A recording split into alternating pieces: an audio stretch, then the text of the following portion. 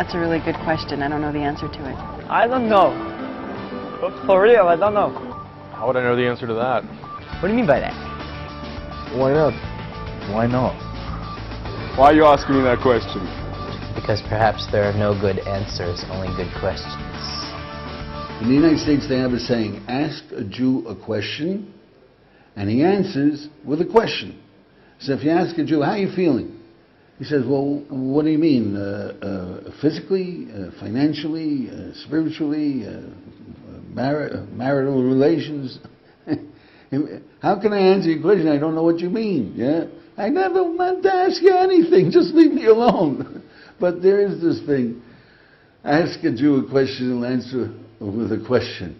And it's famous that Jews, there are 2 Jews, 5 opinions. You know? So what makes this, you see? And that is a tradition we have. You know, the Talmud, analyze everything. Analyze what life is about. So the way it's said in the Mishnah is Shoel Umeshiv. Ask and answer. It's not sufficient to ask a question yourself, but you got to answer it. You ask the question and you answer it. So there are formal questions that you should learn to ask all the time. What did I hear? What is this guy saying? What does it mean? I want to be a good man. What do I mean by good? What is good? How do you become a good man? That's a formal question. What, how, why, so? What, how, why, so? So, love your fellow man. What does that mean? What is love? What makes people take that pleasure out of another human being that we call love? Yeah? How do you do it? Why do you need it? Well, it's a pleasure.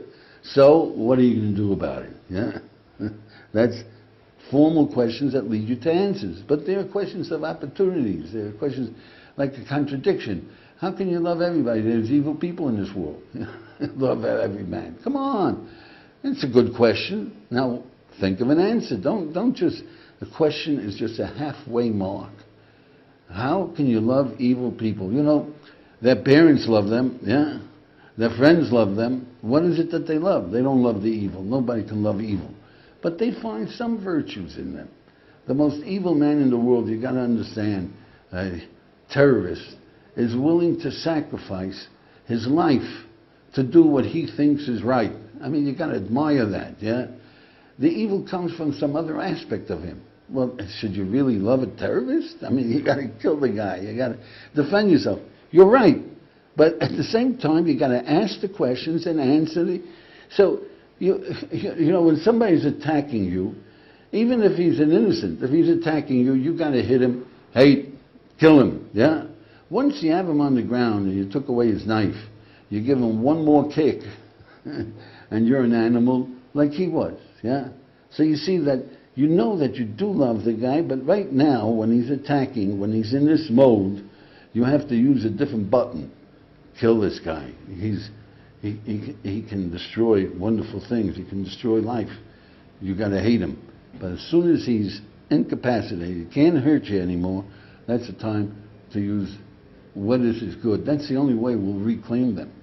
Then basically, we can only reclaim terrorists when we can reach them and reach that desire to be good and tell them, hey, look, check it out. Let's reason together. We got to get to that point. Otherwise, there will be new terrorists popping up all over.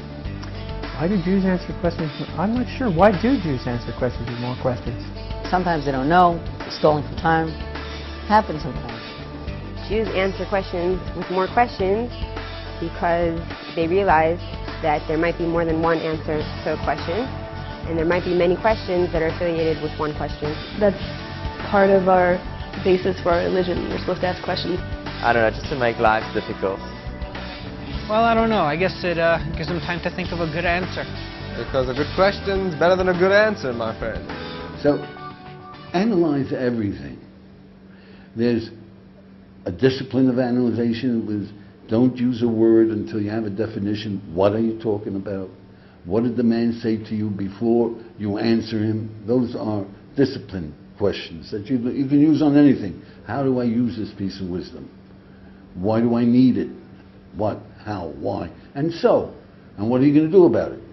Those are 4 discipline questions, and there are many more. Then there are questions that are opportune questions, and that takes a little more training to see the incongruity or the contradiction, like how can you love every human being and you got to wait until you find the answers. The discipline questions sort of look for an answer. They're ready for an answer. What do you mean by good? You're a good man. What do you mean by that? You say you love someone. What do you mean by that? You mean something. So you got to work and gain the ability to articulate things that are under the surface, the meaning of things. But the questions of opportunities, I mean, that's much more complicated. That's why you should really become a Talmudist.